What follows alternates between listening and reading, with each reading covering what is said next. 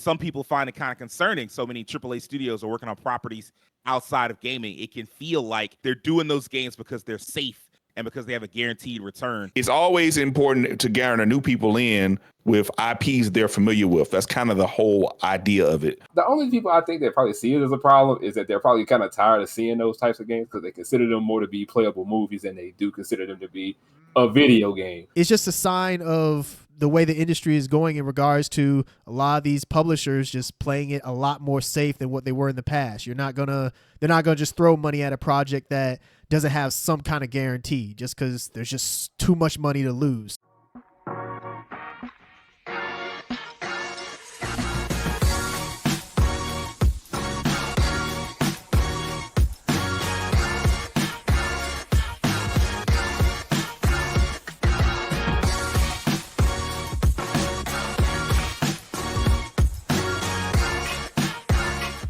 Yo, what's poppin', everybody? It's the No Level Cap Podcast. We back once again with the crew to talk about all the anime, all the gaming, all the nerd culture, none of the bullshit. Let me introduce my co-host real quick. We've got One Punch Man and the Master of Combos, Devin Butts. What's going on, Devin? Oh, not much, man. This week, just been trying out some different games. We've just been prior talking about the Next Fest on Steam. Just going through browsing. There's a lot of stuff on there. Just download some stuff, trying it out, seeing what's interesting. It's actually really cool because I think about it back in the day, like this wasn't even really a thing. Like you had like go get demo disc and stuff like before, like the onset of like PS3, where you could just go on a digital store and download demos. Like it's crazy that we can just do this now. And it just wasn't like that at one point. But it's gives you a chance to try some stuff that might be decent and a lot of stuff that might not be. So I think it's pretty cool. There's a few things on that I've played that is pretty decent. I'm probably, once we finish the podcast, just going in and browse some more and see what I can find. Okay, it's good you getting up in there with Steam Next Fest, getting a chance to try out some of the different demos. It's an exciting time just to see how many different kinds of games that are available, not just at the AAA level, but at the usually with Next Fest, it's often at the indie level and like the AA level, which is very cool because it shows you that not everything has to be like a big blockbuster game. Yeah. Next up, we got the Black Daredevil and the Secret Weapon of No Level Cap, Terrence Flowers. What's going on, Terrence? Everything is good on my end. Can't complain too much. Just looking forward to getting into today's topic. So, yeah, just going to keep it brief today. I feel you. I appreciate that. Next up, we got the Collector of Collectors, Will Coleman. What's going on, Will? And not much, man. I've been tired all this week. I can't explain it, but it just kind of hit me. Didn't work too much this week, but I did manage to finish up one of my video games this week. So on to the next one. What games you finish? Crystar. 70 hours later, and I'm done. Wow, quite the adventure. Yes, it is. How did you like it? I like it. Gameplay ain't too much nothing to write about, but the story and the characters kind of definitely pick up where that lacks. It's a little repetitive with the gameplay, but the story and the characters make up for a good bit of that. All right, bet. And of course, we've got the living cartoon, the man with the golden voice, Rakeem Beck. What's going on, Rakeem? Oh, another day, another dollar, man. Just gathering up this post week past my birthday. Went out a couple times this week, and also kind of partook of the Steam Next Fest myself. Had a decent time with some games. Kind of got back my PC gaming a little bit this week, so I was kind of happy about that. But yeah, some ups, some downs, and still trying to finish up my ever expanding backlog, which seems to never finish. Hey man, that's how backlogs work. Like you don't wrap them up; you just have to keep trying to hack away at them forever. I've been playing not so much Steam Next Fest. I kind of forgot about it. I've never really gotten a chance to like really hardcore participate in Next Fest. This week I've been playing a lot of Jagged Alliance 3. If you haven't played it, if you don't know what it is, it's kind of like a picture Expendables /A-Team, but like as a strategy RPG. So like Final Fantasy Tactics or something like that, where you just command like a different group of mercenaries and you go over to like a foreign country and you like basically helping them claw their country back from like some invaders and shit. It's very 80s. Like it's got a lot of 80s stereotypes and action movie stereotypes and stuff like that. But it is pretty, engrossing as a game. And like I think yesterday I just kind of zoned out after work and just played it for like 5 hours straight.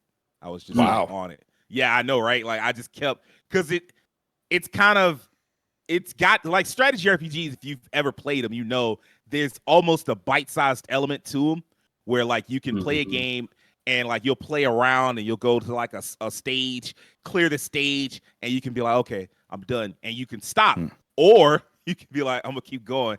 And what just happened was I just kept going and kept going, and the next thing I knew, it went from like, oh, it's 8 o'clock to like, man, you know, it's like 2:30 in the morning. Like, you should probably go ahead and take your ass to bed. It's like, oh, whoops. So, but I'm really enjoying it. All right, so let's just go ahead and jump into the topic. Now that we're at the end of the year, you know, two of the biggest remaining games are from worlds outside of video games. You have Insomniac's Marvel's Spider-Man 2. You have Ubisoft's Avatar: Frontiers of Pandora. And licensed video games recently have become kind of a big deal with movies and comic books. You've got now here's the thing. When I say licensed video games, I'm not talking about some movie tie-in game that's obviously just a polished up piece of shit that's rushed out in time for a film. I'm not talking about that. I'm talking about something where a studio sits down and says, we're making our own version of this universe or this character. So, like, I'm specifically talking about, like, Insomniac Spider-Man. I'm talking about EA's Jedi Survivor games, like, time where, like, the developers clearly took the time to make a really good video game. And it seemed, hopefully, we're getting a lot of those in the near future, like Machine Games over there. You know, they worked on Wolfenstein. Right now, they're working on Indiana Jones. IO Interactive, they're best known for Hitman. Right now, they're doing James Bond, which makes a lot of sense when you think about it. Monolith Productions, best known for Shadow of War. Right now, they're doing Wonder Woman. Ubisoft doing Star Wars Outlaws. You get where I'm going with this. And so, like, I wanted to ask y'all how y'all feel about it, because I've seen people kind of push back. So, like, it's not really just a clean, like, some people kind of like it. Some people are like, okay, this is cool. But some people find it kind of concerning. So many AAA studios are working on properties outside of gaming. It can feel like they're doing those games because they're safe and because they have a guaranteed return. And so I kind of want to know what y'all feel like. Do y'all feel like it's a problem that major AAA studios are working on so many outside gaming properties? Terrence? I would say I don't think I view it as a problem per se. If anything, you know, it's funny. If you grew up in the 90s or the 2000s, well, I guess pretty much any time before this time in gaming, licensed games have always known to be bad, or at least that was the perception of them for the longest time, is that if a game pretty much, it was like the movie tie-in games. I guess that's essentially how a lot of licensed games were treated back then, is that, oh, we have this popular thing going on, let's just make a game that ties into that. And because there was no real like development time that was given to it, or no real like thought, not saying that the developers didn't care, but more so because they had like the publisher probably breathing down their neck, telling them like, hey, you have to get this out by a certain time to coincide with the release of the movie or TV show, whatever is going on. And as a result, they kind of had to haphazardly put something together, and usually it was trash. That's just how a lot of licensed games worked. And we're now in this funny point where, yeah, a lot of developers are starting to take these licensed games seriously. And I don't see it as a problem, but at the same time, I see it as a sign of where the industry is headed in terms of how you talked about how it's safe.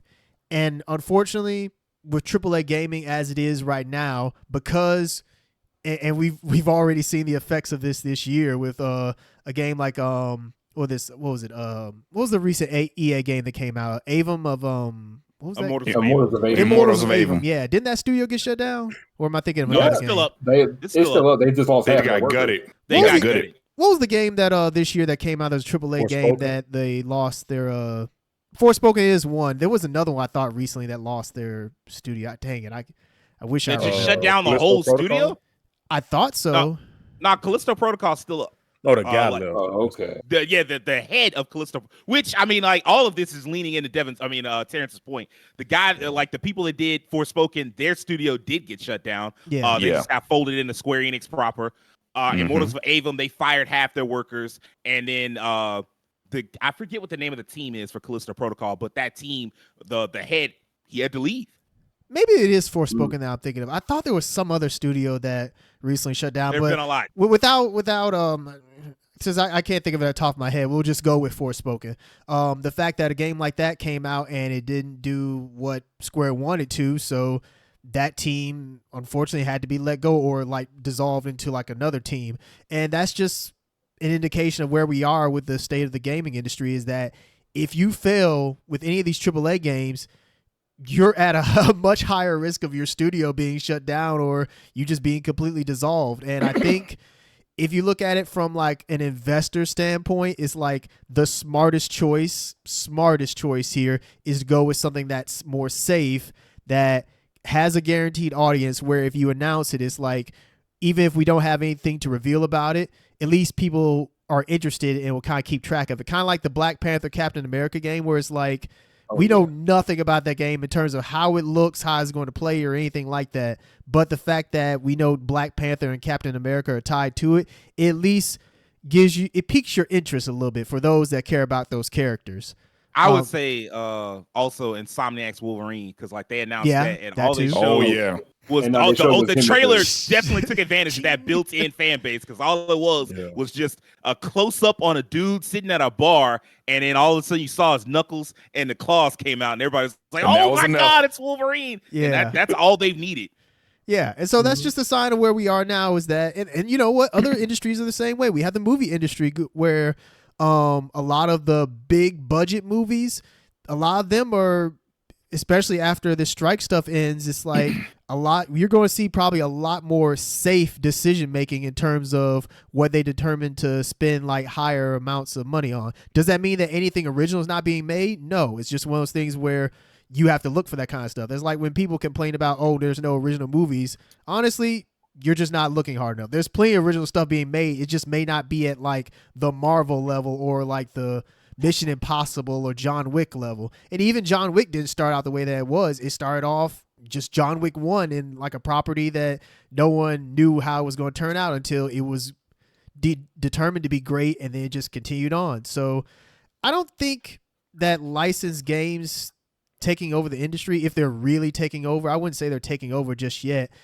I'd say I think really this is something that maybe we'll have to return to by maybe like the end of this console generation, to see how many licensed games we have really gotten over the course of this generation, and see how it compares to like the original stuff. Because I think as of right now, there's still a lot of stuff that's still in development, and we don't know if they're going to come out and be good or not. Like they might come out and be total trash. We don't know. So I don't think it's a problem just yet. It's just a sign of the way the industry is going in regards to a lot of these publishers just playing it a lot more safe than what they were in the past. They're not gonna just throw money at a project that doesn't have some kind of guarantee just because there's just too much money to lose. So I don't think it's a problem, but we'll see as time goes on.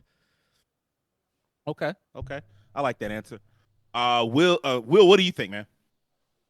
Okay, so with licensed games, especially in the case of like AAA ones, I don't think it's so much as a problem. I don't. Simply for the fact that I think that those games are kind of almost, I guess to me, as someone who just kind of pays attention a little bit to how games come out, I feel like they're kind of inevitable to an extent. Like they are going to happen. You're going to get something with a big name behind it, even if it's not a movie tie-in or it's something that's original and it's got some actual like heart and care put into the game, is going to come out.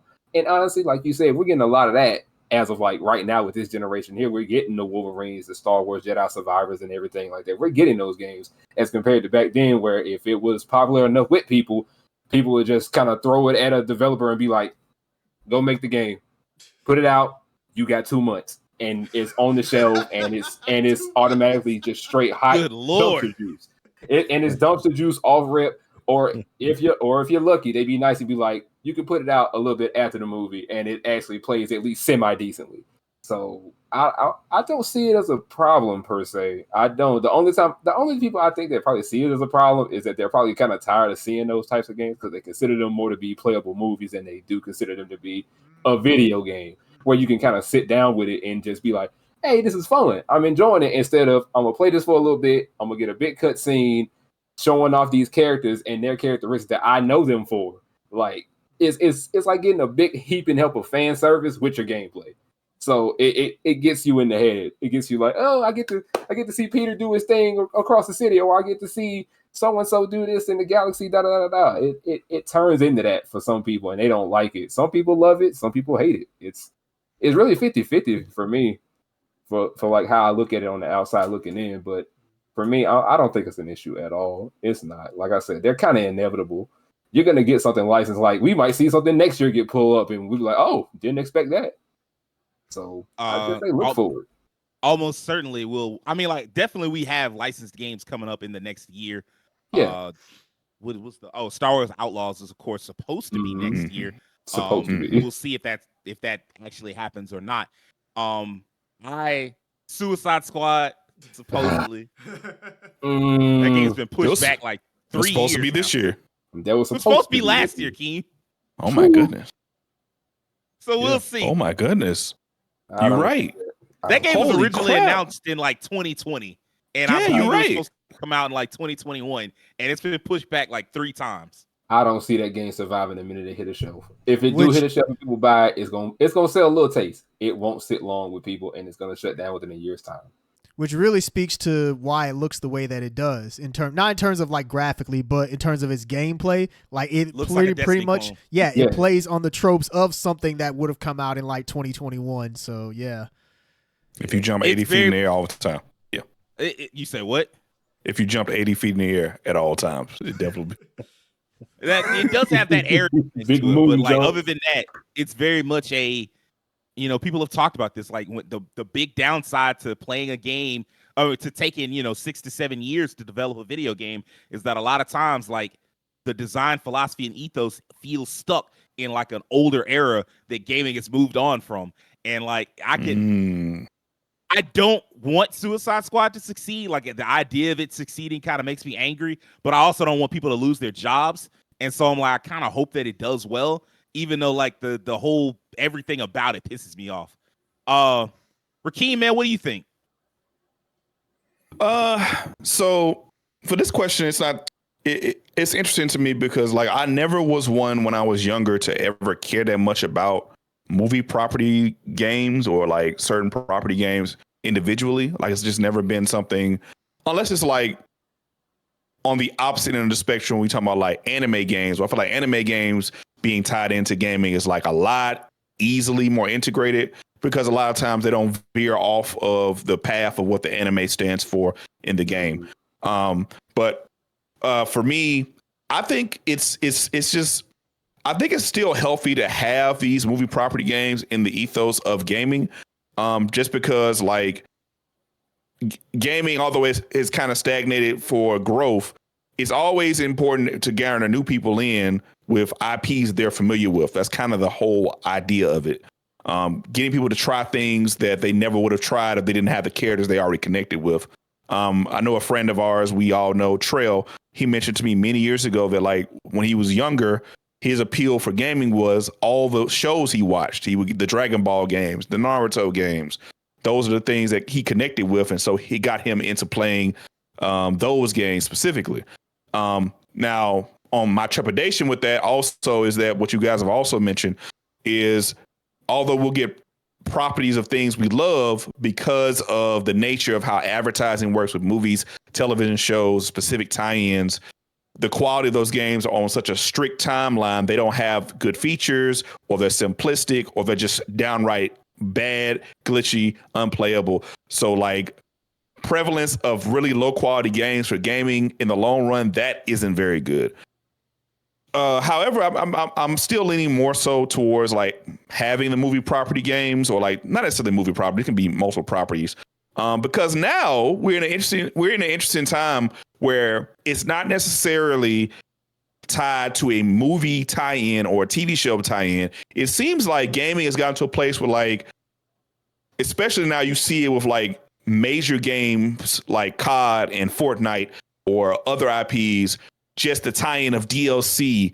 Now they just want their IP to just be just some as way long as prevalent. it's there. As long as it's there, exactly. And now we're seeing games like RoboCop out of nowhere, and it's got this kind of immersive sim side quest action game that no one saw coming, even though there's no RoboCop movie being mentioned anytime soon.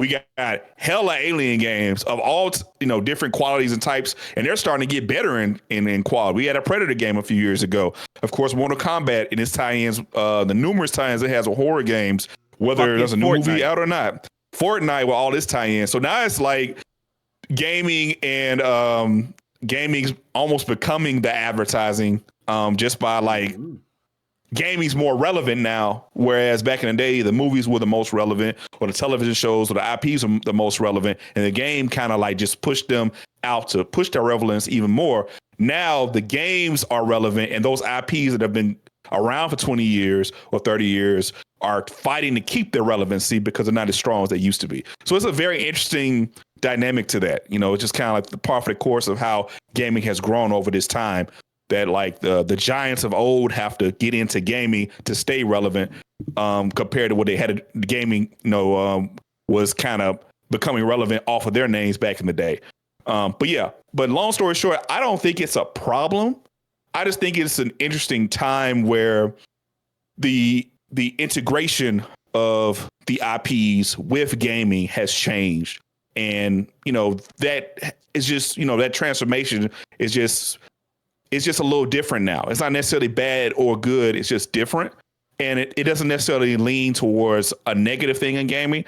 And the fact that we're getting IPs, it seems like we're getting better quality games now because they're trying to stay relevant. I think that's a good thing. I think having a good RoboCop game is awesome. A good Alien game is awesome. Just seeing that, because we didn't have that 10 years ago. Like, you see a RoboCop game, like, oh, get this crap off my screen. It's going to be trash. Now it's like, oh, what? They got RPG elements and so good quality, and the graphics aren't the best, but I can work with it. That's kind of like they're trying. They trying now. I feel like the effort's being put into there because like they have to stay relevant, and the quality of the games can't just be trash. They finally figured out you can't just put out bad games over and over and over again, and people would just be cool with it. So I think it'll be okay personally. So let me ask y'all this real quick before I go to Devin. How do y'all feel about the fans that say something to the effect of like, oh man, I really would rather they not spend 7 years working on some IP. I'd rather them make a new IP. Like, is that ridiculous? Or are you like, okay, this, I guess I can kind of see where you're coming from. I understand where they're coming from because I'm the kind of guy who likes new IPs, but I also understand that we're in the era of if this IP doesn't hit, the studio shuts down. Facts. So like the risk, like if you're gonna come up with a new IP, like you gotta like, it's gotta be something so revolutionary that it's just gonna make waves when it comes out. It can't just be a middling game. And even Magic now, Card. Like it's Magic Card with good graphics.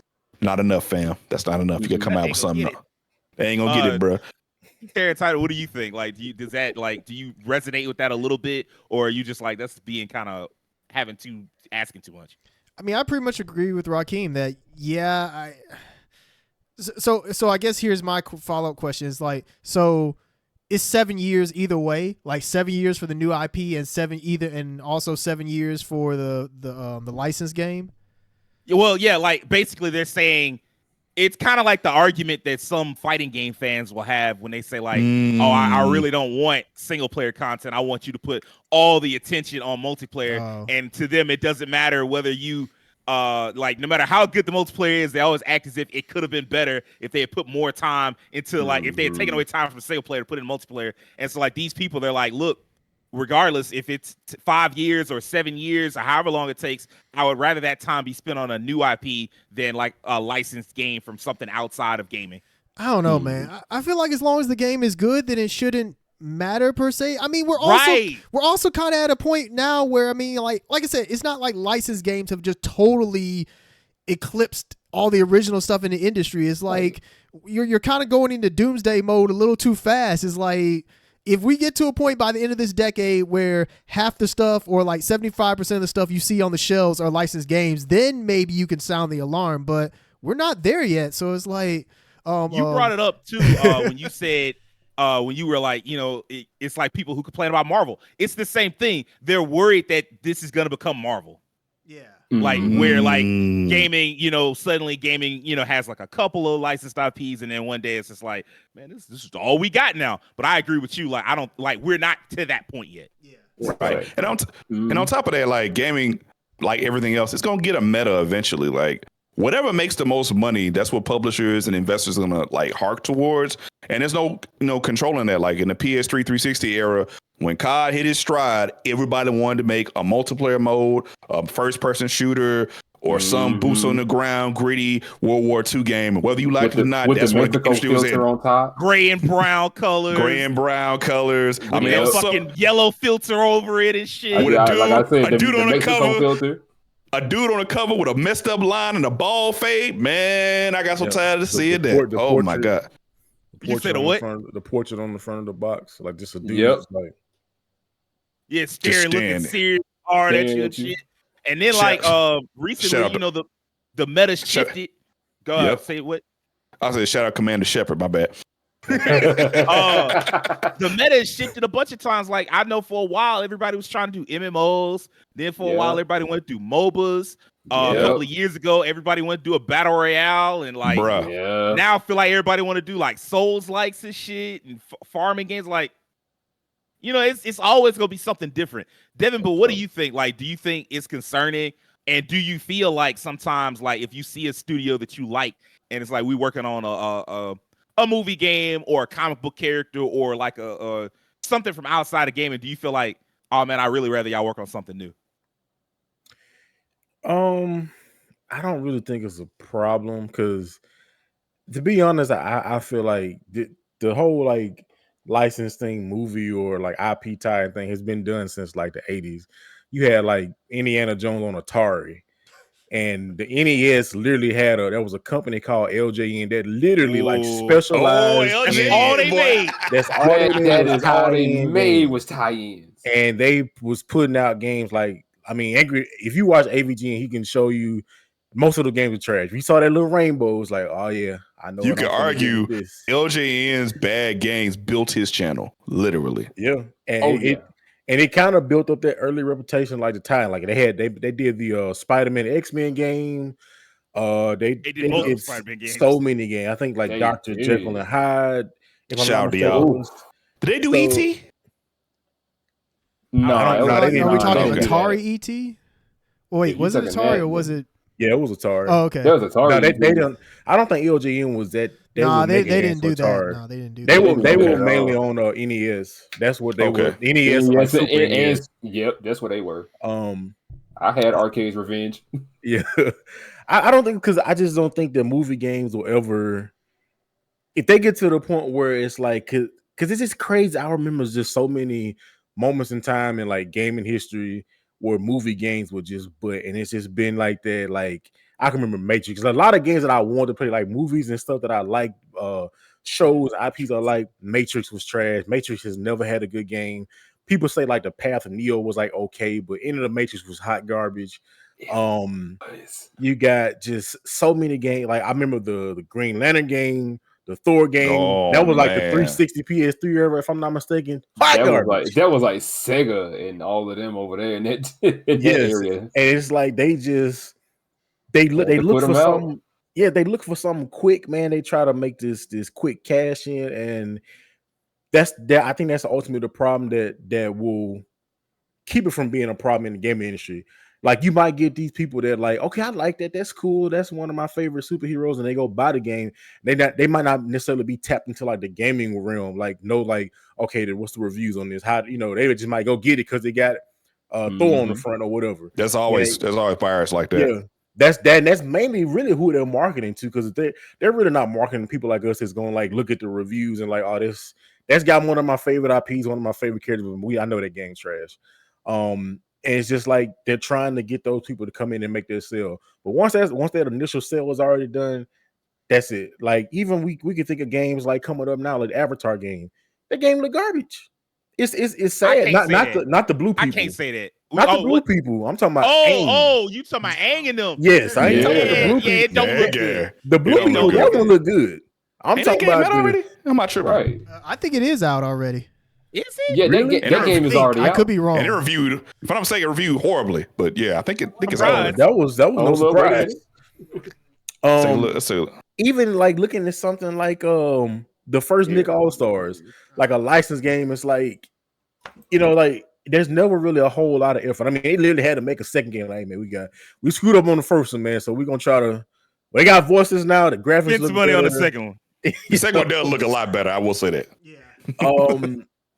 I don't know, man. I'm kind of halfway in between because, like, the thing is, like, I don't think they'll ever be good enough to where it's just gonna take over. Where you're gonna go into a store or go into like the online shop and just see nothing but like licensed game. I just don't think that's gonna be the issue. Now the thing is, like I said, people like if they see people, okay, people gonna buy this, and they just say, okay, every new thing that comes out. Is there a Game of Thrones video game? There's several. Yeah. I guess It's technically the ones that Telltale ones, of Telltale. course. Telltale. Okay, that's right. There's a lot of PC strategy games as well. They made a lot of different games. I'm just trying to think of like hot things that people like shows that people watch. Like if there's something hot, they're gonna try to throw their hand at it. Like that's some good game. Now I'll say this. I think the era of like tie-in games that are just like, I won't say that's dead, but there aren't that many of them anymore. Like that Avatar shit, like it feels like a relic from a decade or so ago. Like a lot of games come out now, and that's why I would pump. Like I don't see a lot of developers, if they got sense, like if they actually care about their product, I don't see a lot of them grabbing like a hot property. Like you got to get something that, like I was telling King earlier today, something that's like an institution. Some shit that's always been popular, shit that's been popular for decades. Because like, say you got Game of Thrones and you was like, oh, I'm gonna make a Game of Thrones game, and then you started it in 2016 or some shit, and it took you 5, 6, 7 years. Well, Game of Thrones, the bubble has popped.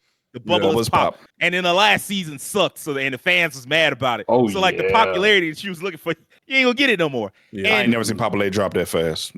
One bad season. And that's just one example. Like, and Game of Thrones was like hot.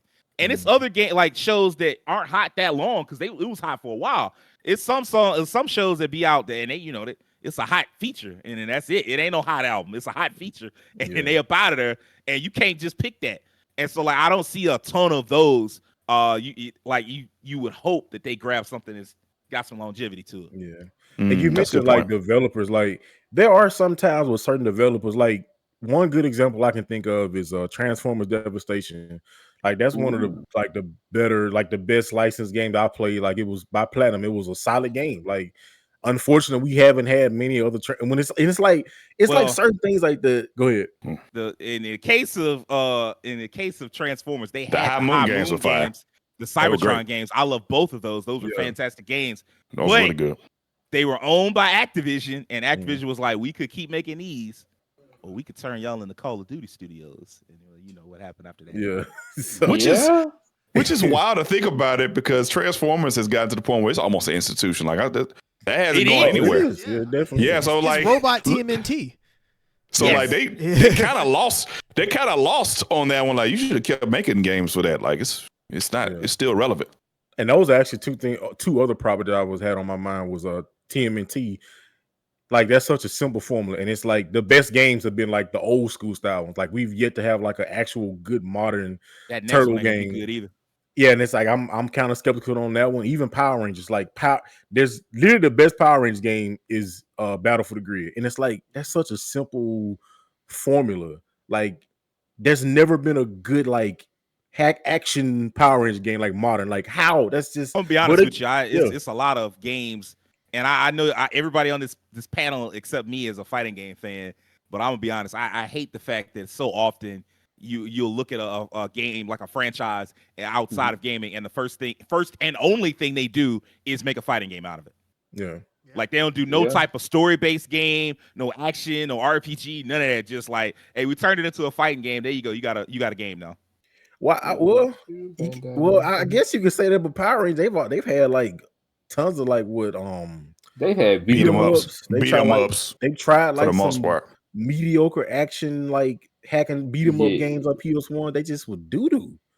It's like we go back to the fighting games. I guess I like the OG Power Ranger game. Was it Mighty Morphin? On the SNES. Look how far you had to go back to. The OG. Exactly. All the time, PS1, PS2, PS3, nothing. And the ones that were on there was garbage. Correct. Good God. Yeah, I Time don't think Force. I don't think it's gonna be a problem. I just don't think they're ever gonna be that good to just be put that much attention on. You know. I don't know about. I think that we'll see. Time will tell for sure because we do have so many coming over the next let's say 5 years, half decade. Yeah. Because that Indiana Jones game, the James Bond game, I ran down the list, and of course, like the 3 Marvel games that we know of. Actually 4, right? Iron Man, Black Panther, the Black crossover. Panther and Captain America. Yeah, and then Wonder Woman. Yeah. well, I said Marvel. Specifically Marvel. Yeah, Marvel. Oh, Okay, yeah. yeah. So I think it's 4 Marvel games, 2 DC games that we know of, and then like some Star Wars games. We gonna find out. But if you want my opinion, I think the fans have lost their shit. Like I think they low key all lost their damn minds. Like, oh, where are the new IP? Where are all the new IP? Like, well, Callisto Protocol came out and y'all ain't buy it. Immortals of Maven came out and y'all ain't buy it. Now they weren't great games, but like you didn't know that going in. You just didn't buy them.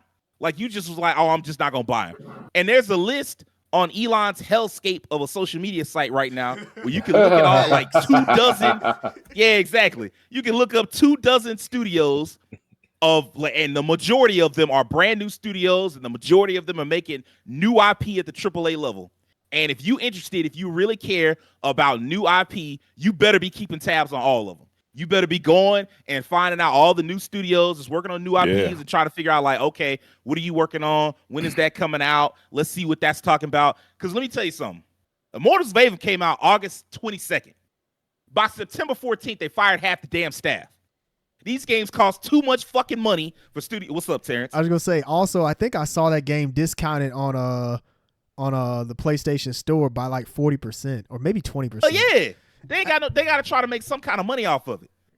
Like, did you hear that time span? The game came out August 22nd. 3 weeks later, they was like, half y'all got to get the fuck out right now. These games cost too much damn money for studios to be taking hella chances like what people want. Like, fans that complain about this, they're not being realistic. Now, I'll say this. The reality is this AAA gaming shit is unsustainable. Like long term, as we continue to try to like, oh, the game's got to look more and more prettier, they cost too much and they require too big of a return to break even, let alone be profitable. But as long as people do dumb shit, like complain about how Spider-Man has the same swinging animation from Spider-Man 1 to Spider-Man 2, we're going to be stuck with AAA games because people have these absurd, unrealistic standards. Like me, I'm fine with a game that looks like Trails Through Daybreak. I'm fine with you reusing assets on some Yakuza shit. Like Yakuza reuse hella assets. The games be looking pretty, but they reuse a lot of assets. I don't care. But you know, you got people out here that want to see a character sit down at Red Dead 2 at a restaurant, and then you can pull out your binoculars and see the NPC eating a meal. Like motherfucker, that shit. When they develop that shit, it costs all of it $99 because that shit take forever. So that's my long way of saying no. I don't find this concerning because like these developers got to do something to offset the risk that they're taking. Because doing a video game that costs $100 million, like that shit requires a hell of a turnover. And now I admit to some extent I'm a little bit cheating because like I want a lot of licenses to get their own video games. Like it's that's a some lot shit of, I do. Yeah, it's a lot of characters and universes that I'm like, damn, I would love to explore that in a video game. Like Star Wars Outlaws, I'm crossing my fingers that that's a good game. I'm not even a Star Wars person like that, but like it's some IPs, it's some ideas where it's like, oh, I would love to have like a really well-developed immersive fantasy world to explore. And it's like, well, why don't they just make that D&D? And it's like, well, that's a good ass question. Why not just make a D&D game? I would love to have like a big space game where you go and meet all these different alien races and interact with them and like their cultures and their worlds. And it's like, well, that sounds like Star Wars. Why wouldn't you just play a Star Wars game? A good ass question. And so like, instead of like, I understand making new IPs and I do think that's a good, important thing. But like, I'll say this, like we've talked about this before. It is an era of maximalism in media. Whatever you want, you can get it if you're willing to enter the indie space. Yeah, like you can get. I was just getting ready to say that. It's like, yeah, and indies exist now. It's like, yeah, all that's there. Whatever you want.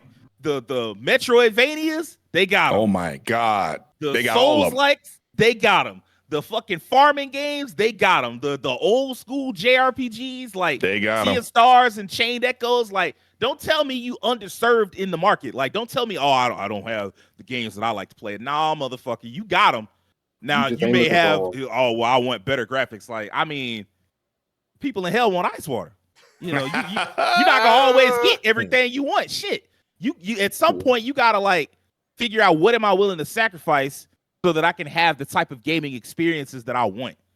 You know, and like I'm not like it would be like I love JRPGs. You're not gonna see me asking like, oh, JRPGs gotta have graphics on the level of Naughty Dog's The Last of Us Part 2. You out your damn mind? I don't need all of that. Like, okay, yeah, Final Fantasy may have that. Dragon Quest maybe kinda because it's kind of weird. It's going to be cartoony. Like, yeah, exactly. It's going to be cartoony. But it's like flesh anime. Yeah. Yeah. So like I don't want, like it's certain franchises that can do that, but most of them can't. And you just gotta hold that. You gotta be like, okay, I understand, and just take. I'm not saying you got to take trash, but like you got to take some kind of like downgrade, and I'm fine with that. And people need to be fine with that. And I don't care, like, oh, this studio could be making a new IP. I mean, they could, but more likely they'd be making an IP they already worked on. Like more likely than not, they're gonna be working on some like a new Zelda or a new Final Fantasy or a new God of War. New God of War, whatever it is. Like you can't just assume that just because they're working on an IP outside of gaming, that if they were working on something inside of gaming, it'd be a brand new game. Nah, more likely than not, it would be a franchise that you already know about. So let's pivot away from that. And I wanted to ask, what are some of y'all's favorite licensed video games? Rakeem, what's your favorite? Okay, so rather recently, I really, really enjoyed the combination of the new Jedi games, Fallen Order and Survivor. I think those knocked it out of the park for me. And I didn't have like a huge expectation on those games because at that point when Fallen Order came out, it had been a very long time since there was like a big Star Wars game. I know a lot of people when that game came out, comparisons to like the Force Unleashed games were like very high because it was such a long gap between those games. And I really enjoyed both of those games very thoroughly. I connected with the cast. I love the battle system. I love the world. I love the exploration of it. I actually did enjoy the platforming because I don't mind platforming. But those two games, I think those games specifically, they stand out to me as rather recent games, even though they're not that old. I had such a great time with them. I have to put them on the list. Other than that, as far as licenses, it kind of for me, it goes back to like anime games. I think the only other licensed game I know for sure that I really loved as a child was Budokai, like Dragon Ball Z Budokai. The first time I played that, like I was mesmerized. I remember Budokai 3 specifically was the first time I did gaming. Like it's my first time like looking at gaming sites and looking at screenshots, and like I looked at every screenshot for every character I could find. I would look on the website. I would look at every news article I could find. Anything I could find on the internet about that game, I would look every day to see if there was an update for it. I was obsessed with Budokai 3. Then I got the game, and the game was freaking good too. Oh man, there's no combination like obsessing over a new game and it delivers. Oh man, there's nothing like that. You get like you hype with the anticipation, and you're rewarded for your hype. There's the levels of dopamine in my system around that time were all time high. So that's a vivid memory for me. So I would say like newer games, the Jedi games like Survivor and Fallen Order definitely, and then the Budokai games. Not Tenkaichi for me. I like Tenkaichi. That was cool. But Budokai, that was my shit. The Budokai, especially Budokai 3. It's probably my favorite Budokai game, like anime fighting game ever. So yeah, those would probably be mine. I respect that. I know a lot of people hate on like it's interesting. It's fun too because like so many people hate on like arena fighting games. Yeah. But like when they announced Budokai Tenkaichi 4, the internet still was like, "No, I want that though." I must say we had childhoods. Yeah. I might be tired of them, but I want that one though. Go ahead and bring that one out. Go ahead, put everybody in there and give them full power energy wave as an attack. Go ahead and do that. Yeah. Even me, like I'm not even a big Dragon Ball fan no more, and I seen Budokai Tenkaichi 4, and I'm like, I'm gonna see what it's talking about. I may not. I can't guarantee I'm gonna get it, but I'm still gonna be like, okay, what is it talking about? Like when the trailers drop, I'm gonna check them out. So Will, what about you? What's your favorite licensed game if you got one? I played so many over the years as a child, from our favorite Turtles to some of our stuff from Nickelodeon. I've had the Rocket Power skateboarding game. I've had it all, and even though there's so many I could kind of pick from, truthfully, I'm gonna probably have to stick with my Turtles, but it's gonna be the most recent thing they put out, and that's Shredder's Revenge. Because Man. oh my goodness, Flames. how Good game. how do you make a game be that dope with the Turtles and April and Casey and Splinter, and they just put out DLC. The They DLC did. just dropped. You got Karai and you got the Samurai Rabbit deal. I can't remember. I never remember his name correctly. Yeah, I never can Yusachi? remember this. Yeah, they Is got it? him. Oh Yeah, wow, that's what's up. Yeah, yep. Okay, In fact, yeah. Tim bought me that DLC to play with him. Tim said, He "Hop just bought on." it for me. Please. Cause we already beat the main game. He said, "Plug in, we here." But yeah, man, TMNT Shredder's Revenge, man, like it blows my mind that beat 'em ups can still be fucking great in 2023. It just blows my mind. That's really the best way to put it with Shredder's Revenge. It's That another beat 'em ups genre that could had be a unlocked. That renaissance. could be awesome. Yeah, Yeah. beat 'em ups are starting to go crazy. So many different River indie City ones Girls? and that. Oh yeah, River Mhm. City Girls, River City River Girls City 1, Girls, 2, and too. 0. Zero. Yeah, 0 Became a was franchise overnight. yeah, it's funny you mentioned 0 because I ended up playing like the first one that was on the SNES. I didn't even realize that 0 was a remake of that game until I went and looked it up, and I was like, oh, so I bought this and I went to go do this here. Oh, I could just play this one. What am I doing? So, but yeah, TMNT Shredder's Revenge, one of the greatest to ever do it. I'm with it. Feel you? Devin, what about you, bro? For me, I guess when I first thought about this question, I just mainly thought about movies, but then I kind of thought about some other tie-ins. Number one for me is definitely Spider-Man 2 the movie game. That was Ooh, like yeah, Oh, yeah. best Spider-Man game for like a good while. Like I think for, that like, one kind of like changed the game in terms of like it Yeah. set the It bar did. pretty high for like movie Yep. tie-in games at that time. Facts.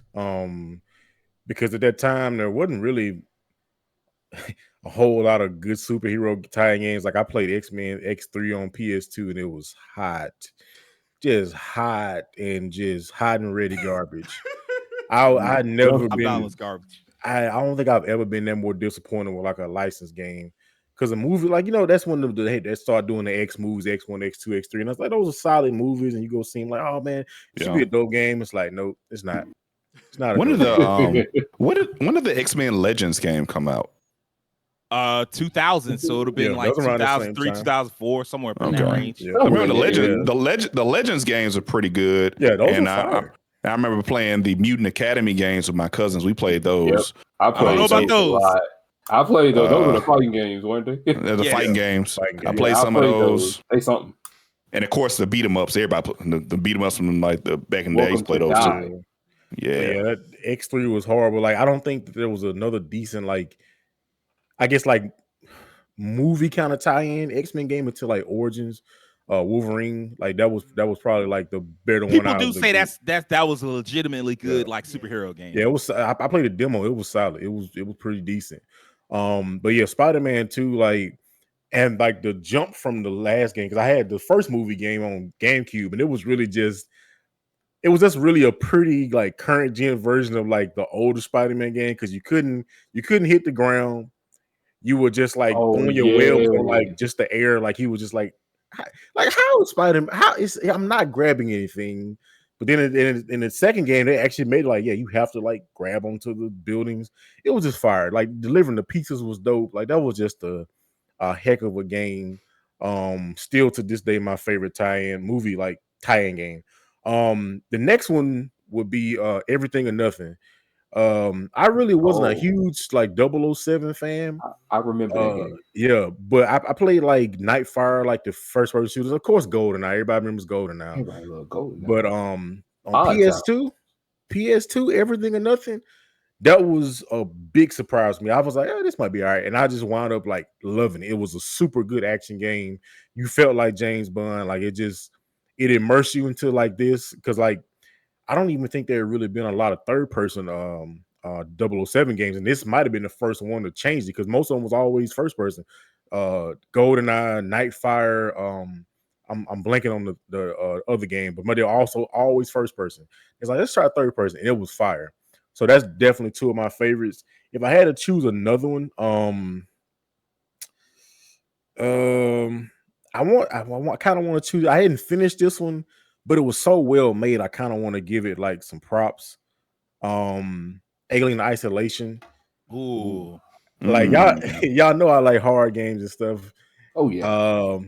I'm not gonna lie, that was one game that kind of like I kind of couldn't finish because they legit made you feel like you were being chased by the alien. Like it was just so nerve wracking. Like the Joes, like the androids, those guys going haywire. Like I don't know how they did it, but they really took that feel of like just being isolated with this powerful creature that will tear you to shreds.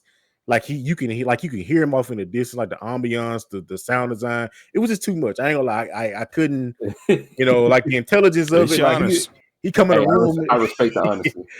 So I just gotta give shout out to that because Alien has had a few of the Alien games haven't been the best. We know one that was just a complete and utter failure. Colonial Marines was legendary. Boy. It's gonna be infamous for all the wrong reasons.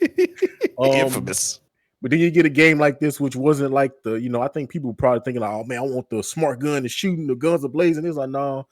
Which the movies was kind of like this. It was like more so just horror. Like this thing is chasing you, and you got to figure out a way to survive.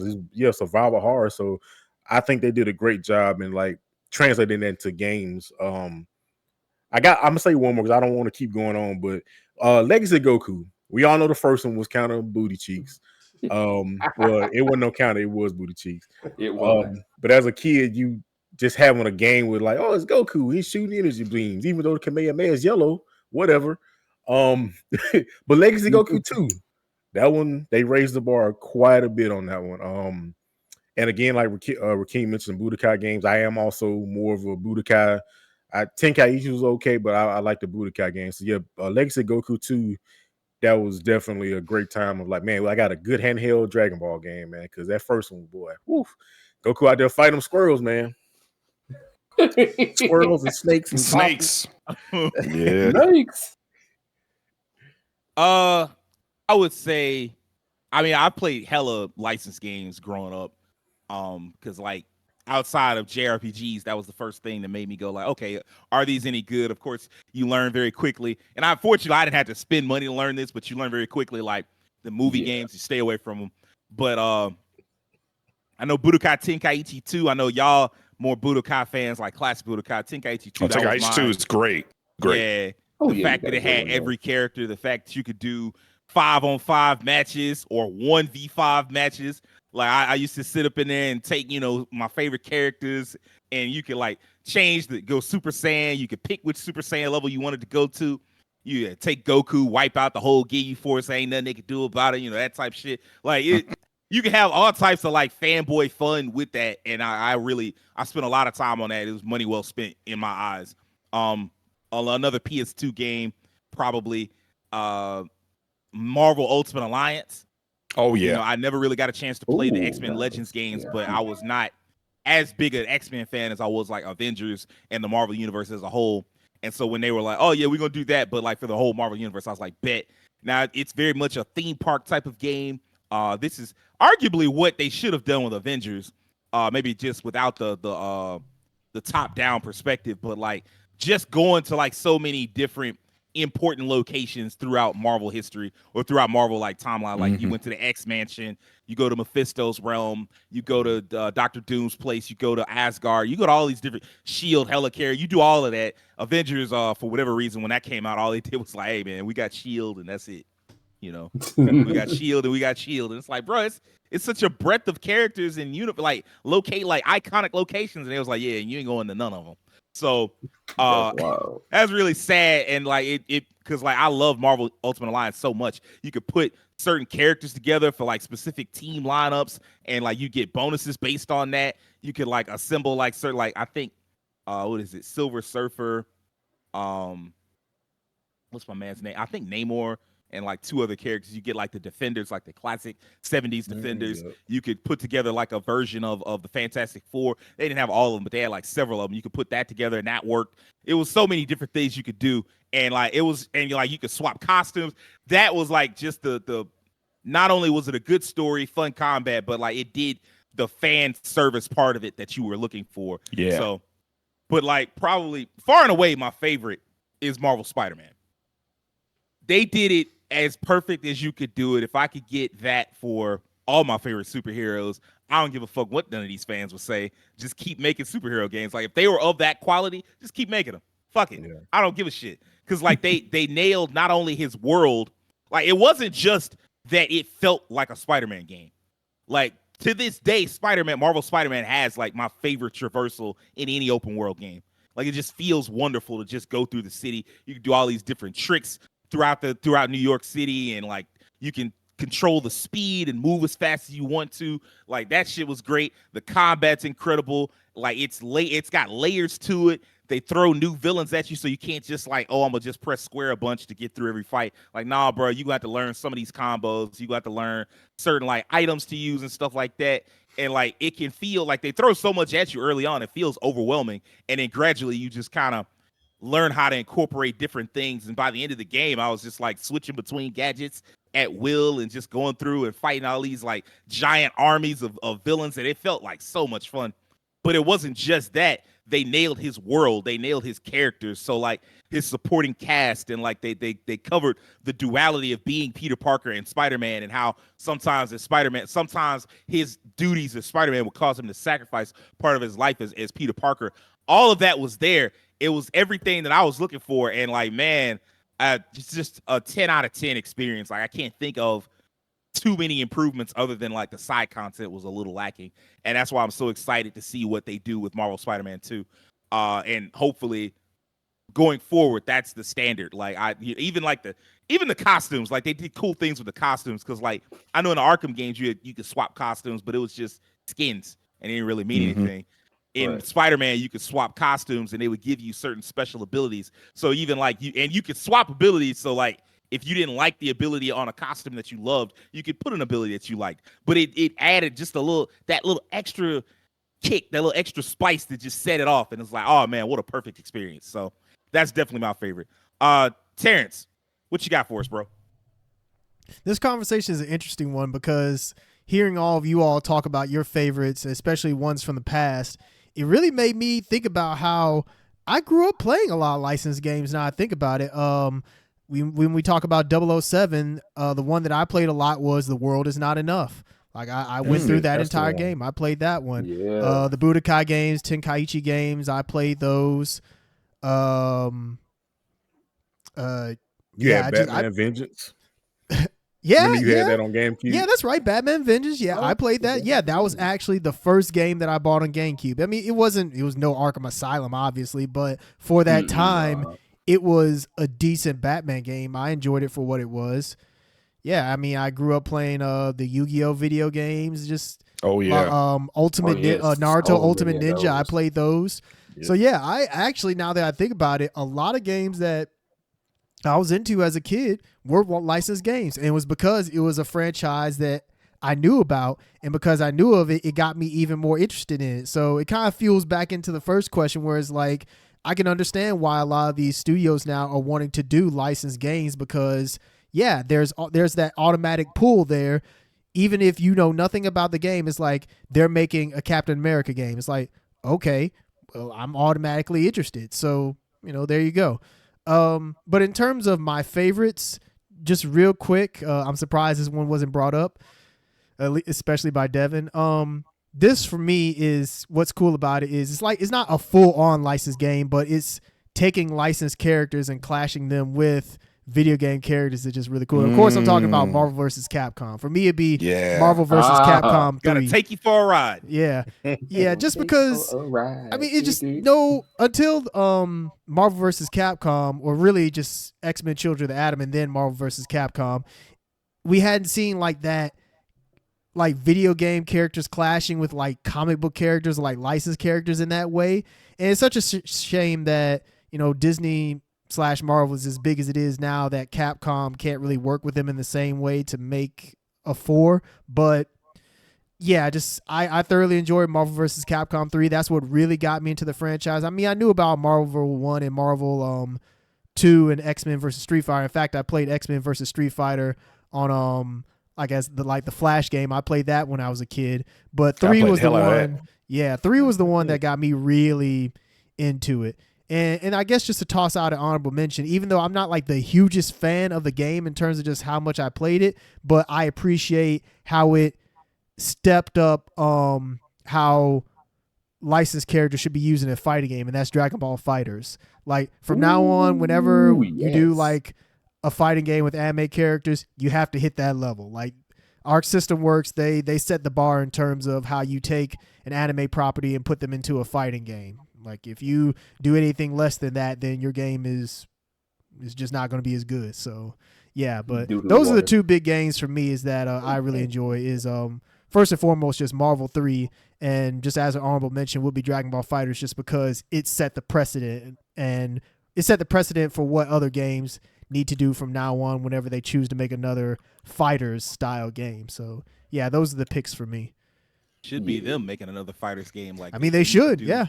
They Definitely should. Jump I or agree. My Hero or One Piece or Naruto, something. Yeah. Like My Hero was, got a battle royale right now, so I mean, that don't stop anything. Like you can. I know it don't, but still, they got to do No. something. Like it's you just wasting potential. Like Hey, Dragon Ball Fighters was too well received. trust me. If you go into your next question, I'm going to kind of hit on that. That's fair. Okay. That's fair. Also, right before I transition into that next question, shout out the Transformers Cybertron series. Like me and Keem both brought it up, but man, what a great series. Like it really captures the feel. Like I loved Devastation. I never really got a chance to check out, but Cybertron is what you'd want from like a game where everything's set on Cybertron, and like they make you feel like you're part of this war that has lasted for centuries and will unfortunately last centuries more.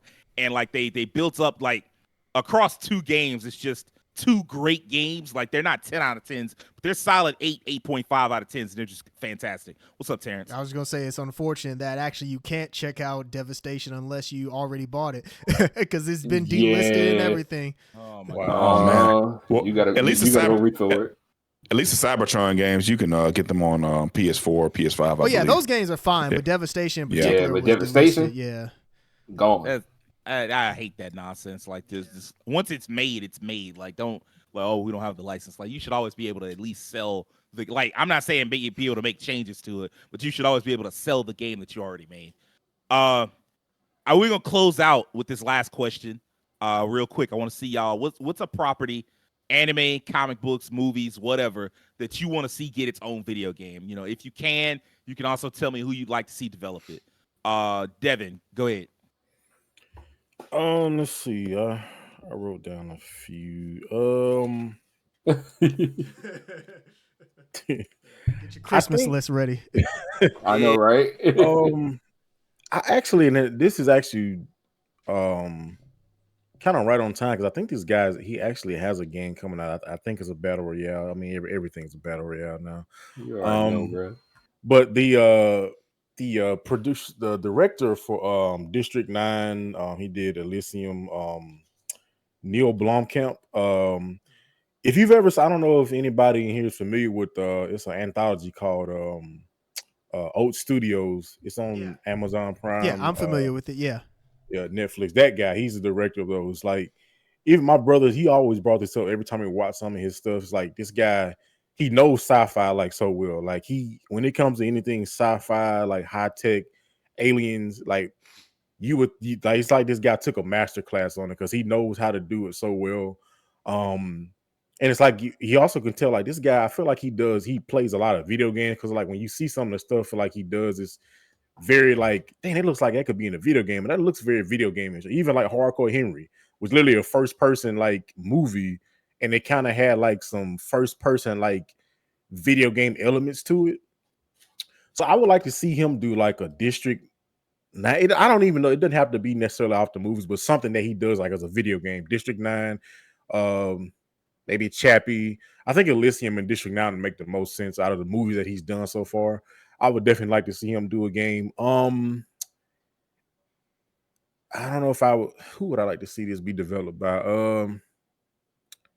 Parts optional. Yeah, I mean, like if it's just a game that you want to see. Yeah. I probably have to think on that one. I mean, if it would, I would say if it's like sci-fi, I guess you could maybe EA could take a stab at it. I mean, they've done Star Wars, so they've done Mass Effect. I think that would be a possible one. I would like to see a Stranger Things like horror. I don't know if there's necessarily been one, but like a decent like horror Stranger Things game. The closest we've gotten to something with Stranger Things is that they appeared in Dead by Daylight. Nancy and Steve appeared alongside the Demogorgon. Then they gave like 2 costumes for them for 2 other characters in there. But since then, that DLC has been delisted. If you did not get it when it came out, what? Yeah, they lost. They didn't have a licensing for it at a time, so they were just like, y'all only got this long to get these characters, their skins, and all this. If you didn't get it at that time, you don't have them. What was that, just 2 years ago? And they also took out the map too that related to that, so we don't have Hawkins Laboratory no more. Now, see, that's the negative side of licensed game is that as soon as the license runs up, if you can't afford to repurchase it, then it's out of here. Man, so I will say that is the one negative. Yeah. That's garbage. And it's like I said, I can't think of a game. The only thing I've seen, it's like they always appear in something. Stranger Things game, Stranger Things 3, the game. It's like a beat 'em up. Oh yeah, it's got like 8-bit type graphics. Oh, I think okay. Came out like 4 years ago, I think. I think I do remember seeing that, but I guess just like something like more of a modern like survival horror. Because I mean, if you watch the show, it's like it's a lot of stuff going on, but there's a lot of horror, especially like that last arc. And also they were in Fortnite. The Demogorgon is in Fortnite, so you can see the Demogorgon with a shotgun in Fortnite doing the Dougie. I think I'm gonna just do one more because like I said, I got like 8 on this list. This goes to my boy had options. He really did have a basketball list. That man had a basketball team waiting.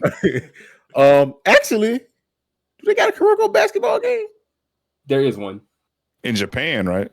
Yeah, it's Japan only, and it's probably on the PSP, so I wouldn't be surprised. Oh man, no, we talking about. I want to see like the Captain Tsubasa game like that. Man, I want to see like NBA Street, you know. But I think my last one is actually tied to what I play the hell out of that about the anime fighters, and this is also I wanted to mention this. This is also a bad thing like the license stuff. You know, we all know Namco Bandai. Anytime it's an anime game, boy. Like what King just showed me, Jujutsu Kaisen Storm. Yep, Ninja the new Storm. one. Like it's the same. Like it's just insert anime, arena fighter, press circle, blah blah blah. Like it's just like I want to see like a game, like either if it's a fighting game, like Terrence said, or Arc Systems, they do it like really well. They do a service to it. I'm gonna choose Bleach. I know Bleach has had some games before, but Bleach has not had a proper game I don't feel. And if they've done like some mobile stuff, Bleach handheld, a lot of games on PlayStation Portable. Yeah, they got PSP, Nintendo they had a DS, Wii game, I believe, but none of the Bleach And games like PS3. lived up to like the Naruto or like any of the bigger shonen anime. It didn't live up to that at all. And I guess I can kind of group other stuff in there, like really just anime in general. Like I know we had the One Piece game, the RPG. It was a solid, like, you know, I think One Piece is probably the game that they do the most. Like, they do One Piece Warriors. Yeah. Mm-hmm. Where they try to blood. Mm-hmm. They try to like RPG. expand, like into other stuff, like instead of just beat 'em ups. It was Naruto at a point because you remember back on 360 they had what was the game, Rise of the Ninja? It was like a Rise of the Ninja game. Yeah, but it was like a fighting game into it as well. I just think like those anime games are kind of suffering the most from that, especially with Namco Bandai. They got an anime come out. Oh man, like I guarantee you soon, Mashal. There's gonna be a Arena Fighter. Don't do that. Please don't do that. Don't do that. I'm surprised they didn't do that with Attack on Titan, Arena Fighter Attack on Titan game. Hey, they had 2 games, but that was called Tecmo. They did that was cool. Yeah, that was more like the Dynasty Warriors. It was Dynasty Warriors kind of Dynasty Warriors style, but at least it followed the game story. It was unique though. It was unique though. In this regard, because that's another thing you just bring up. It's always either the Arena Fighter or the Dynasty Warriors. Like, One Piece Dynasty Wars, Gundam Dynasty Wars, Gundam Dynasty Warriors. Like, They had like bro. 3 Dynasty Warriors Gundams. I was like, Yep. Berserk Dynasty Warriors. like, Bruh. Oh yeah, it did. You right, King. yes, yep, Berserk. yes, sir. Yep. That's Bet it another all. good. I would love to see like a proper Berserk game. Like, you know, I'm about to. That would be. I mean, they did one on Sega Dreamcast, but that was a long time ago. If you They- want if you want a proper Berserk game, you got to play Elden Ring. That's the closest you go get. well, yeah. That's the closest you go get. Very true. But yeah, I just hate to see it, man. Every time I see it, like when King showed me the trailer, I just did the biggest eye roll. I'm like, bro, like as far as this anime is, and then we just got press circle the game, JJK Storm. Like, get out of here with that, man. I want these games to be done proper, but that's kind of the problem. It's like as we talk about, anime is kind of becoming more mainstream over the years. So it's like. And he's more like these are shonen anime too, so you know they're more popular with a lot of the audience and like the people that weren't like already anime fans. So they get into these shonens of that. Let's make a game off the shonen game. So those are the ones that are gonna get exploited the most. And it's just like, stop, please. No, But they like exactly. They like, no, you gonna press circle again. It's funny because And RDC World literally made a skit up specifically about those games. Yeah. And Which is still funny. it was cool at first. I mean, Ultimate Ninja Storm, like, oh dang, it looks great. The graphics look, but after the 7th Ultimate Ninja Storm, I'm like, how many storms y'all gonna have, man? Y'all need to go relocate. It's too many hurricane storms. season. But that's my list, man. I just, That's what the DLC gonna be called. bruh. They don't do DLC. They just do more games.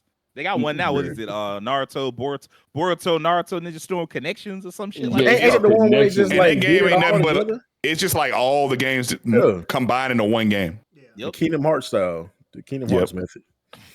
Yep. Will, what's your game, bro? All right, so I was sitting there thinking about it because I seen that question when you showed it. So I was like, let me think about that because there's plenty of things I could think about. Now I know that we did talk about a good old fashioned Vampire Hunter last time we was on here, and we know they got a game. They got a game that's on the PS1. But there's another vampire that's at Madhouse that I think really truly deserves a game. Let's go. And that's Alucard. Let's Yes, get him. sir. Let's get him a Absolutely. game. I would like to see just that whole world kind of flesh out and just see what type of insanity they can pull off with Hey, that man, he's in game. COD.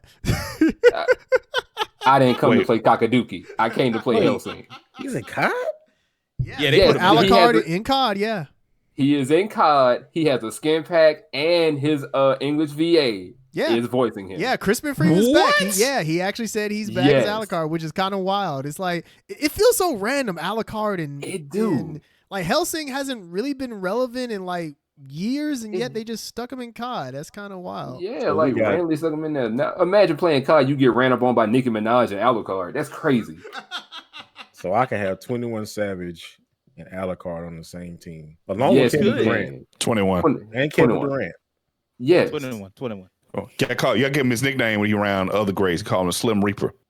Yeah, that's what you gotta call him. Yeah, it's true. But yeah, I think Hellsing should have one. And then I had to ask myself, because as much as I do like horror movies and video games, I see my boy Leatherface brother Bubba Sawyer got him a new game that I've been playing, the Texas Chainsaw Massacre game. But I had to ask, does Michael Myers have something worth doing? It would be nice to see him get something. Because I'm just like, he kind of just sitting in DVD at this point. That's where he's at. And I'm going to lie, he's literally the scariest killer in that game, if I had to be truthful. Oh, running from Michael Myers in this game, or are you killing people in this game? I think you could be him. Just be him. Like, I mean, you can't do that. like I'm talking What's- about in this game that you coming up with. Oh, you talking about the game I'm coming up with? Yeah. It could be either or. It can be either or, but I'm trying to envision it in a different manner. I couldn't tell you who would develop it. That's something I can't tell you because somebody's gonna screw it up. Sage almost made it seem I want to be like Mike, man. I'm in control. I'm taking him. I think they should make at least a Halloween game featuring Michael because I noticed he did have one from like the 80s that was on like Atari or computer or something like that. Good but God, I'm that's like, a long time ago. yeah, That I think is. it was like 83 from what I saw. I'm like, Jesus Christ, that's been so long since he's seen We weren't like, born. a console. Exactly. I know. I was like, we weren't even a thought. Like we weren't even in the ball sack at that point. But it's just, Dang. I think Michael should get a turn somewhere along the line. Bubba's had his. I mean, hell, even Pinhead with Hellraiser, I think his game would be interesting based on a lot of concepts. Like but I think it'd be scoring. kind of hard. Yes, kind of Yeah. like that in a way, but I think it's Essentially what be a that would little be. bit more interactive in a way. So yeah, I think a lot of horror icons need some games, at least something that's good. You know, not nothing asymmetrical, nothing like that, because Bubba and DBD got that on lock right So now. we did that already. Like we done that already. Let's get them something good, like a good single player experience or something like that. All right, Rakeem, you up, man? What game or games and like what are you looking for? I'm the resident Star Wars fan, and Star Wars, of course, has a lot of games, but this particular IP does not. And I wanted to reach out to the Mandalorian. I want to reach out to the Mandalorian to have his own game because that show made a huge impact.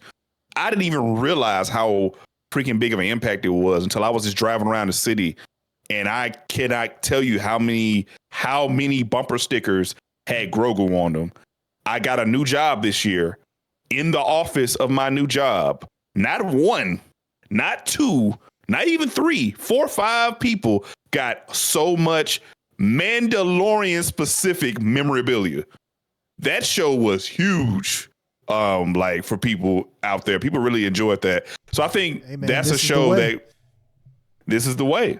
I think that character, especially after the success of we know they're making Star Wars games, so it's likely he will be included in some of these games at some point.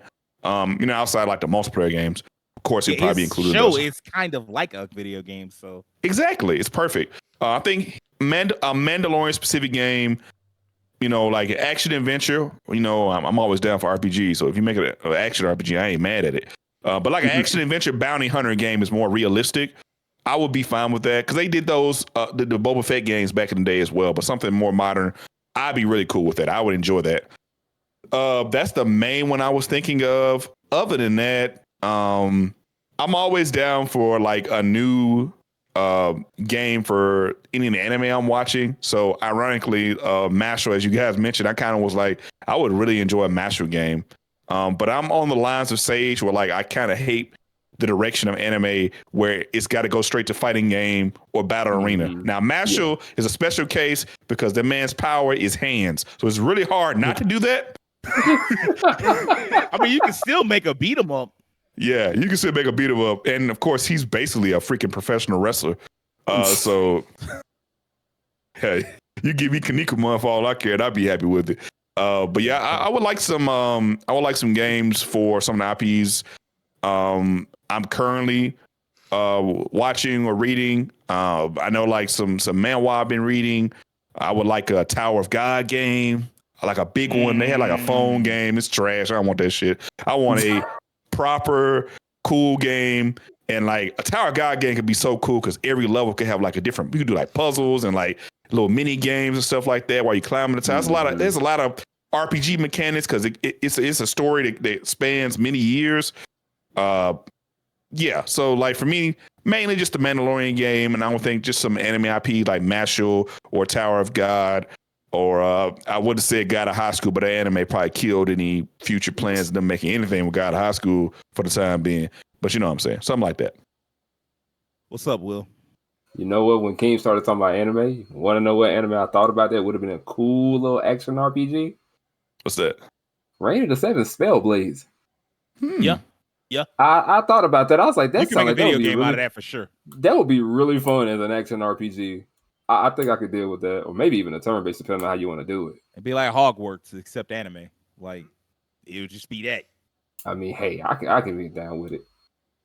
I will say, and Terrence, you up next after this, but I just wanted to say real quick, I do feel like a lot of anime IPs don't get the AAA game treatment. Like they just kind of get like outside of fighting, like they like you'll get a quality fighting game, but outside of that, it's almost like they just kind of feel like, oh, well, we can just put this out and then brush it off, and then they just like, oh, we released the game, and it's like, nah, release something on the level of like a Final Fantasy or a Metal Gear Solid or something like that. But yeah, Terrence, what's a property you want to see get its own video game? Man, I'm not gonna lie, you all tap danced all over my toes with what I was going to say about anime games. Cause I mean, yeah, Devin, I mean, you're absolutely right. Sage, what you said. Yeah. So I'll just keep it brief. Yeah. Anime games is like, for whatever reason, they just don't, well, I know the reason, but they don't reach that true AAA, or at least what we deem to be AAA, cap. It feels like they fall underneath it. Like they hit AA. They make the games good enough to where they're not trash, but they're not great. They're just decent enough to where it's like the fans will be appreciative of it and they'll still buy it, but it's not like setting anyone's world on fire or anything like that. And I just would just for me, I would just like more from anime games. I feel like that's just a huge missed opportunity. It's like when we talk about licensed games, that's one of the main things that I think about is like anime, how there's no big produced anime games. Like you would think that something like a One Piece Odyssey would have been done on a level like a Final Fantasy or something like that, that really more effort would have been put into making sure that the game was like extremely polished and it was just on that level. I don't know. It's just really like, I get it. On one hand, I get it because it's like literally they know because it's this anime that everybody likes, they're going to buy it regardless. And they know that, hey, we can put in like the least amount of effort and get the maximum return from it. Like we can invest, I don't know, like $5 million into it and get back like 20 million. It's like, it's easy money kind of thing. And so I understand the thought process behind it, but it just feels lazy. And I just wish that those properties deserve better. I'll put it that way. And one that I thought of, and honestly, this wasn't even an original thought from me. Like I looked on a list of like anime that should be turned into video games just because I was curious. And one of the top answers was one that was like, you know what? I don't think this anime has ever gotten a game. And if it did get a game and it was treated with the love and care that it deserves, it would be something else. And that's Cowboy Bebop. I think Cowboy Bebop would. It had a video game. It had a couple. But it had a couple. It had one on PS1. What were they? Yeah. What were they like? That I can't tell you. Oh, okay. So, yeah, I couldn't tell you most of what they were about, but I know they existed. Oh, well, I never didn't even But know. no, I mean, like, you are correct. That's you are definitely right, though. Yeah, like Cowboy Bebop. Like, honestly, with the failure of the Netflix show, if you really wanted to bring Cowboy Bebop bring back Cowboy Bebop in some way, that'd be the best way to do it. Is like make at least a AA game around the Bebop being able to explore the galaxy, take on bounties, and do different things in the world. It'd just be totally interesting. It'd be like the sci-fi game that Sage always talks about. Like, I think that could easily be that. I mean, there's other anime that I could think of that could definitely get better adaptations. Like, I know Full Metal Alchemist has gotten games in the past, but there's no reason why Full Metal Alchemist, But I mean, let's be honest. When we talk about these games, they're like no more than 7 out of 10 games at best. I'm talking about like these games should be at least like 8s or 9s or even 10s if possible. Solid 9. Yeah, like solid 9s or something. So it's like there's no reason why a Full Metal Alchemist game that's like an open world RPG, like whether it's turn-based action, whatever, doesn't exist. Like that should be easy money, but they just don't make it. And I just don't understand why. But yeah, that I'm not going to go on like a tirade because it's long enough. But I think like Cowboy Bebop or Full Metal Alchemist, I think those are games that could definitely get better video game adaptations. The word that you use, polished. Yeah, that's the problem. They never feel, even One Piece Odyssey, it just never felt as polished as you'd want it to be. Like, it's just like, hey man, like I want the same kind of polish you'd put on your AAA games, on your Bandai Namco doesn't really make traditional AAA games. They make like Tekken and stuff like that. Yeah. But even then, like I want the same polish you put into Tekken, like that, put it into those anime games, bro. Yeah, exactly. For me, I can think of, to be honest with you, I can think of a few dozen, but I'll keep it, simple. I've always wanted a quality Power Rangers game, like Devin brought it up, and that was one of the ones I written down. I'm like, man, I always wanted a quality Power Rangers game, not a fighting game, like an actual, split time between being transformed and fighting enemies, and like you've got you could like shorten it. You don't have to fight 50 monsters because there's always like a ton of them, but like you can fight 10 to 12, and like you can incorporate the Megazord fights and all that stuff. Like there's a way to do that and make it work. So like I don't understand why they do it like that. Like why so many of those games were bad, and then eventually they just gave up and they were like, look, we got the fighting game, and if you don't like it, fuck off. Now I would really like a proper Power Rangers video, especially now that you got the comic, and the comic being as good as it is with like stories like Shattered Grid and like Off the Grid, like all that stuff. You can make that work. There's no reason for that to tell me that you can't. Uh, eventually, somebody needs to crack the nut that is a great superhero team game. X-Men, Teen Titans, Justice League, my personal favorite, Legion of Superheroes. I don't care who does it. I would love to see BioWare or a team like that with the same level of talent do like a superhero team game where it's like an RPG and you have like a certain cast of characters that you manage and like you have personalities that you like. They put you in the place of like the leader, whether it's Cyclops from the X-Men or Cosmic Boy from the Legion of Superheroes or Superman in the Justice League. You're in the position of the leader and you have to like balance out all these personalities that conflict and contrast and keep them from doing too much of this where they just like knocking against each other and make them into like a team that can fight against like threats against the world and shit like that. There's no reason that you can't do that. I still want a City Hunter video game. This is very old school. Like if you know what I'm talking about, like the characters, Cyber Real, like the detective, you know, he like always chasing after girls and doing like winding up on these strange cases because he's trying to be a bodyguard or help these girls deal with their problems.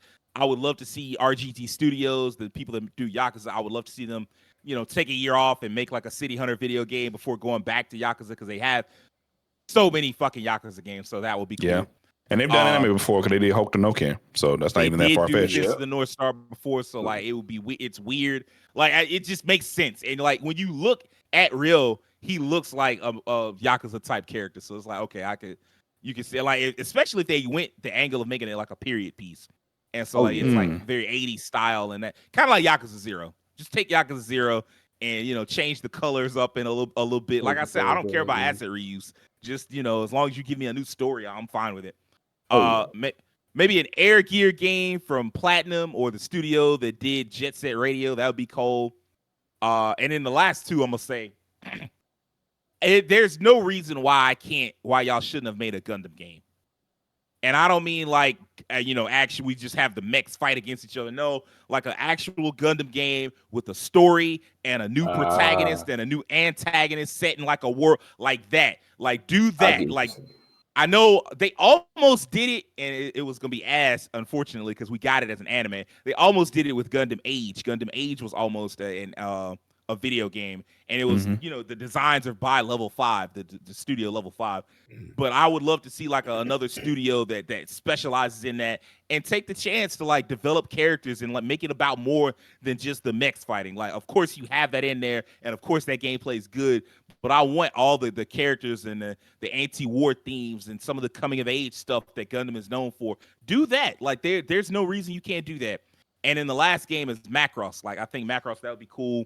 Macross Frontier has, like, this really cool thing of showing, like, two idols as they come up and, like, battle against each other in terms of, like, their careers, like, the ascension of their careers. And, like, you as the pilot fight, like you have like dating sim elements a little bit because you have like of course the love triangle, and you have you as the pilot going out there and trying to survive against whatever new alien race it is. There's always a new one that they introduce in every new anime, and you could do the same thing in a video game. So that one would be probably my biggest, the one that I would want to see the most. Oh well, the one in anime that I want to see the most. The one in video games as a whole, probably some comic book stuff. I'm crossing my fingers with this Iron Man game. So it's stuff like that. But did you ever play the PS1 Macross game, Sage? No. There was one on GameCube released as a Robotech game. I was gonna say you're talking about the Robotech game, yeah. Robotech, you talking Robotech, yeah. Which that game at that time I remember was actually not that bad. It was very well received. I never got a chance to play it because I didn't have a GameCube. Yeah, it was one of those games that went down the cell shaded path, and it actually worked out well for the game. Yeah. Yep. Yeah, I remember so, that. That would be and there have been and then there was a really supposedly really good one that released, Macross 30 for the 30th anniversary, that I think it released on like PS3, but of course it wasn't brought stateside, so like there was no way for me to fucking ways. Yeah, I mean like you have to expect it. So and especially since they got that beef with Harmony Gold, so but I forgot about them. I wish I could forget about them. But I mean, like that would be a one, and supposedly that one had like canon implications of like some really ridiculous stuff that happens in the story, and then like we just don't talk about it. But like, man, it's wild. I really wish that had come over here. But I would love to see a Macross game. But I think that's going to wrap this week's episode up. If you liked it, I need a few things from you. I need you to do us a favor, hit that subscription button on YouTube. I need you to follow us on Twitter, follow us on TikTok. Tell all your nerdy ass friends and family members about us. And do me a personal favor. Have an excellent week. Peace.